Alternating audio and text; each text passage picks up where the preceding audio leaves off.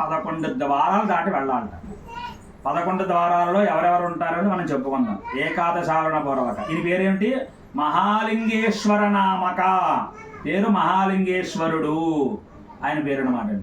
అటువంటి మహాలింగార్చన మనం ఏర్పాటు చేసుకున్నాం. అటువంటి దాంట్లో ముందుగా 11 ఆవరణలు దాటి వెళ్ళాలని చూసారా? ఇక్కడ పెట్టినవన్నీ కూడా ఏదో బ్రాహ్మణులు అందంగా పెట్టేశారు అంటే అందంగానే పెట్టినట్టు. ఇక్కడ ఏ ఏ దేవతలు ఉన్నారు అని మనం తెలుసుకుంటే ఆ ఫలితం మనకి విశేషంగా ఉంటుంది అని. అంతే కదండి. యద్భావం తద్భవతి.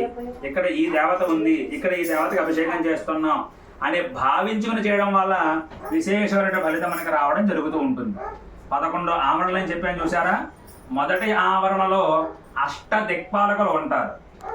స్వామివారి దగ్గరికి వెళ్ళడానికి 11 ఆవరణలు ఉంటాయి. దాంట్లో మొదటి ఆవరణ అంటే మొదటి గేట్, మీకు అర్థమైతే చెప్తున్నాను.